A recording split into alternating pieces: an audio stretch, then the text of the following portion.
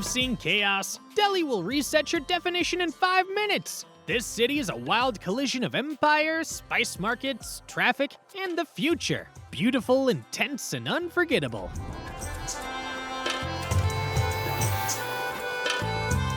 In the next 2 days, we're hitting the absolute best. Akshardham, the Red Fort, Khari Baoli, plus the hotel zones, luxury Havelis, and transport hacks you need to survive.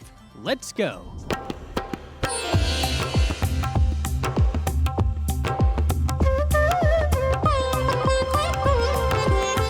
Day 1, South Delhi.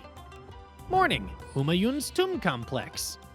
The right way to kick off your first day in Delhi is hitting this massive red sandstone complex right when the gates open at 6 a.m. You'll want to get ahead of the city's noise and heavy heat, giving you a chance to see the grounds while they're still calm. Walk through the main gateway and immediately feel the Persian-style symmetry that defines the whole site. This wasn't just a burial ground, it was the original architectural blueprint that every other Mughal monument in India eventually followed. You'll follow the straight water channels toward the central dome to get the sense of the scale before the crowds start thickening up. Instead of rushing straight back out, head toward the edges of the compound. You'll find the tomb of Isa Khan Niazi, an Afghan noble tucked away in an octagonal garden. It's a much quieter pocket of the complex where you can actually hear yourself think. You'll need about an hour to an hour and a half to really cover the full site without rushing. Entry for foreign travelers will cost about $7, while Indian nationals pay less than $1. Insider tip: ignore the aggressive rickshaw drivers at the exit who will insist the nearest metro is miles away or closed for festivals. It's a classic play to trap you in an expensive fare. Walk past them for 10 minutes to reach the JLN Stadium station and keep your transit costs under $1. Tomb of Safdarjung. Head over to Safdarjung's tomb to see the final, fading breath of the Mughal Empire. It sits just a short drive from Humayun's tomb, but feels like a different world because the heavy tourist crowds almost never make it here. You'll notice the same layout, the central tomb, the formal gardens, and the symmetry, but look closer at the details. Built in 1754, this was the last grand garden tomb ever constructed by the Mughals. You'll see where the empire began to lose its grip. The sandstone and marble mix doesn't have the razor-sharp precision or massive scale of the earlier masterpieces. It's a physical record of an architectural era coming to an end. Walk the perimeter of the gardens and step into the main chamber to check out the interior dome. Because most travelers skip this stop in favor of the bigger names, you can actually move through the space without fighting for room. It'll take you around 45 minutes to cover the grounds. Entry for foreign travelers costs about $4. Insider tip: watch out for guides hanging around the entrance who will offer to take your photo or explain the history for free. It's a bait and switch. As soon as they reach the main stairs, they'll demand a tip for their services. Wave them off immediately and keep walking to avoid the confrontation. Afternoon, lunch at Gulati Restaurant. For a lunch that carries heavy weight in Delhi history, head over to Gulati on Pandara Road. This spot started as a basic stall in the 1950s and evolved into the go-to destination for anyone hunting the best North Indian food in the city. You won't find a quiet meal here. It's high energy, fast-paced, and constantly packed with locals who have been coming here for generations. The move is to order the butter chicken. It's the dish that put them on the map and is widely considered the gold standard in the city. Pair it with a garlic naan or a burra akbari mutton kebabs to get the full experience. If you want a vegetarian option, the dal makhani is slow-cooked for hours and is a staple on almost every table. You'll need about 1 hour for the meal. Because it's a major local hub, you might wait 10 to 15 minutes for a table if you hit the lunch rush. Expect to spend between $18 and $30 for 2 people. Lodhi Garden. After lunch, walk over to Lodhi Garden. The entry is free and the gates stay open until the evening. This is 90 acres of open green space that functions as the city's lungs, and it's where you'll see the shift from the polished Mughal style to the more rugged 15th century architecture of the Lodhi and Sayyid dynasties. You'll walk without a fixed route here. Instead of one massive central monument, the history is scattered across the lawns. You'll pass the Bada Gumbad and Sikandar Lodi's tomb as you move through the shaded paths and over the old stone bridges. This is where the city stops performing for tourists. You'll see locals exercising, walking dogs, and actually using the space to escape the Delhi noise. If you still have room after lunch, grab some street food from the vendors near the gates and find a spot on the grass to ground yourself. Mehrauli Archaeological Park. If you still have energy, take a rickshaw down to Mehrauli Archaeological Park. This area spreads across more than 200 acres and holds more than 100 historical monuments scattered through open land. This is not a single structured complex. You'll walk through ruins, tombs, old mosque remains, and fragments of fortifications. It's the only part of Delhi known for nearly 1,000 years of continuous occupation, including the remains of the fort dating back to 1060 AD. It feels less curated and more raw compared to the earlier tomb stops. Paths are uneven in places and signage is not always perfect, which makes it feel like actual exploration rather than a tourist walk. The park is open from 5 a.m. to 6:30 p.m. Entry is free, so you can walk right in and start wandering. Evening, dinner at Ro. For dinner, head to Ro and Mehrauli. This is one of the highest rated spots in the area, set in a 150-year-old Haveli with a direct view of the illuminated Qutub Minar. It takes traditional Indian flavors and gives them a modern, refined edge. Order the chef's tasting menu or the jackfruit kofta from an a la carte selection. This is not a standard curry house. The kitchen uses fermentation and modern techniques to flip classic recipes on their head. Secure a table on the terrace to catch the view of the monument against the night sky. Expect to spend between $60 and $80 for 2 people. Day 2. Central and North Delhi. Morning, shopping and markets. Start your second day in the markets where Delhi is fully switched on. Head to Janpath Market near Connaught Place for a central experience that's manageable. You'll find textiles, jewelry, and home decor across a massive stretch of stalls. It opens around 11 a.m. and stays active late into the evening. If you prefer something more structured, go to Dili Haat opposite the Ina metro station. This is an open-air market that represents crafts from every Indian state. It opens at 10:30 a.m. and has a small entry fee of about $1 for foreign visitors. The layout is cleaner, the paths are wider, and the food stalls offer authentic dishes from all over the country. Walk slowly and compare prices. Bargaining is expected here, so don't take the first price offered. Keep your phone and wallet secure as these markets move fast. Insider tip. If you're at Janpath, skip the main street stalls and head into the small Tibetan market lane. This is where you'll find the real deal brass statues, turquoise jewelry, and unique ritual bells that aren't just mass-produced souvenirs. Late morning, Swaminarayan Akshardham Temple. From the markets, make your way to Swaminarayan Akshardham. This is easily one of the most visually massive religious sites in the city. The complex opens at 9:30 a.m. and entry to the temple grounds is free. If you want to see the specialized exhibits inside, those will cost you about $3. Before you even step out of the car, you know the rules. No phones, no cameras, and no bags with electronics. Security checks are incredibly strict, and you'll have to deposit everything at the entrance. This is an active place of worship, not a photo op, so dress modestly with your shoulders and knees covered.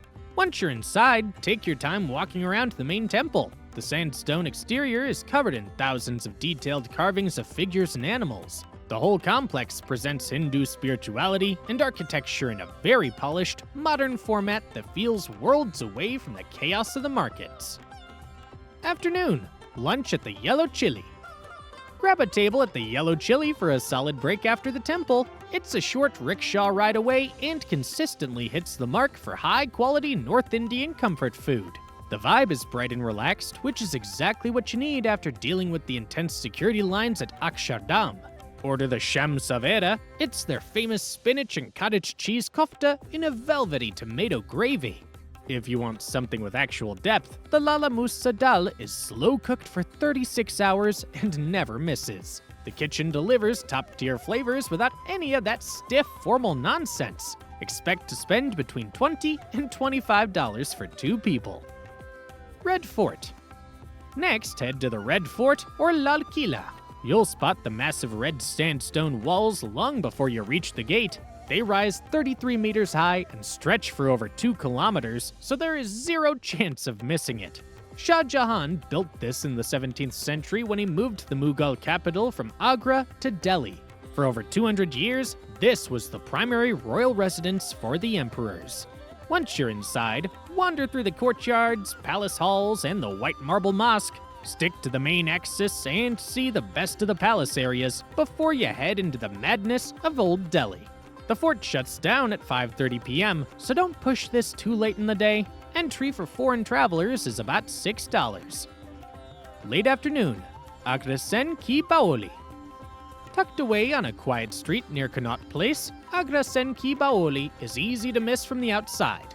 Once you step through the narrow stone entrance, the ground literally drops away.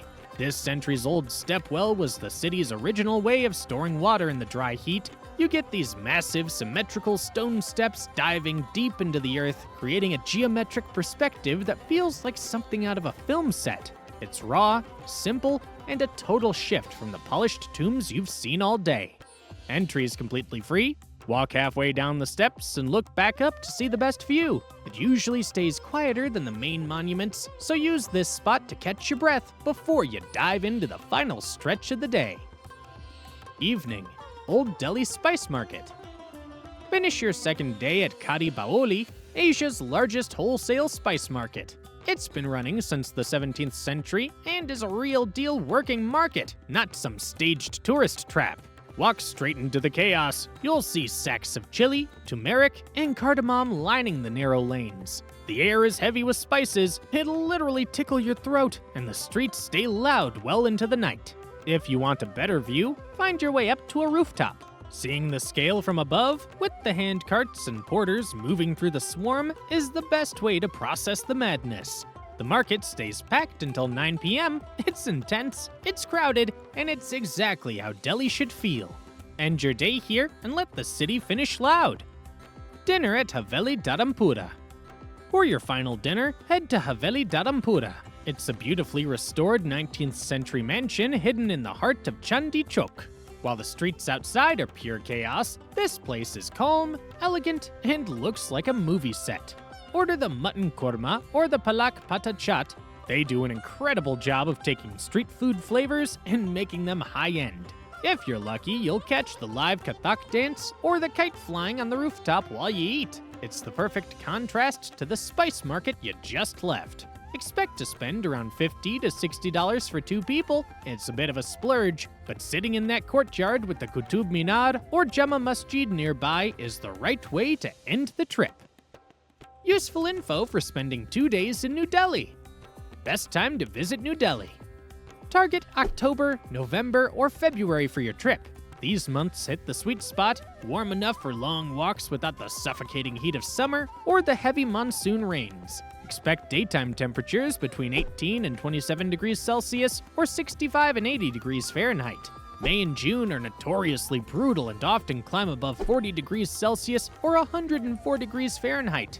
Late December and January are much cheaper, but the city gets hit with thick fog and surprisingly cold nights that make outdoor sightseeing a total grind. City airport tips. Most international flights land at Indira Gandhi International Airport, which is about 16 kilometers or 10 miles from the city center. The fastest way into town is the Delhi Metro Airport Express. It runs every 10 to 15 minutes, takes about 20 minutes to reach the main station, and costs about $1. If you want a car, stick to the Uber or Ola apps. A ride to the center usually runs between $6 and $12 depending on the traffic. Avoid the freelance drivers hanging out in the arrivals hall. They're a guaranteed scam and will try to tell you your hotel is closed or burned down to take you elsewhere. If you must take a regular taxi, use the official prepaid booths outside the terminal to get a printed receipt with your car's number and the set price. Where to stay in New Delhi? Connaught Place is your best bet for being central. This is the city's commercial heart, which means you're already steps away from the main metro hubs, massive markets, and solid restaurants. Expect to pay between $80 and $130 per night for a high-quality hotel. It's the busiest area, but it saves you the most time on transport. If you want a high-energy, local feel, look at South Delhi neighborhoods like Hauz Khas or Greater Kailash. This area is the city's pulse for younger crowds and is filled with green parks and trendy coffee shops. Prices usually sit between $70 and $110. It feels more polished than the center and feels much more relaxed. For a luxury stay, head to Chanakyapuri. This upscale diplomatic neighborhood is home to the city's most prestigious heritage hotels and the cleanest streets. Rooms here generally run $200 to $400. You're paying for the high-end security and a much quieter, more exclusive atmosphere. How to get around New Delhi? Delhi is massive, so while walking works for specific neighborhoods, you'll need wheels for the rest. The Delhi Metro's your best friend. It's clean, air-conditioned, and skips the legendary surface traffic. It's the most reliable way to cross the city without losing your mind. For short trips, grab a green and yellow auto-rickshaw. They're everywhere, but most drivers avoid the meter. Always agree on a price before you sit down. A standard 5-kilometer ride should cost about $2. If you want zero hassle, book your ride through the Uber or Ola apps so the price is fixed and tracked. Avoid renting a car at all costs. The traffic is a contact sport and parking is a myth. For longer trips where you want AC, just stick to an Uber. A 30-minute ride across town usually costs between $6 and $10. Where to eat in New Delhi? Delhi's food scene is a heavy-hitting mix of Mughal royalty, spicy street soul, and high-end fusion. For an authentic local experience, head to Cafe Lota at the National Crafts Museum. They take regional recipes from across India and give them a clean, modern twist. Try the palak pata chaat or the prawn curry with starfruit. It's set in a beautiful outdoor courtyard and a full meal costs between $20 and $35. For a high-end night out, book a table at Indian Accent in Lodhi. This is consistently ranked as one of the best restaurants in the country. They focus on inventive, world-class plating of Indian flavors. It's the ultimate splurge for foodies, and their tasting menu runs between $60 and $90 per person. Finally, for a killer vegetarian spot, find Carnatic Cafe. They serve authentic South Indian food that's fresh, light, and packed with flavor. Order the Maleshwaram 18th crust dosa. It's thick, crispy, and coated in a special spice podi. A full meal here is a steal at around $10 to $15. What a trip! Delhi delivers everything from 17th century Mughal vibes to high-end modern dining, and it doesn't apologize for any of it. Stick to this roadmap and you'll see the best the capital has to offer. Make sure to subscribe so you stay in the loop. Want to go even higher? Follow us to Nepal, where we're swapping the rickshaws for mountain boots to explore the most dramatic landscapes on the planet.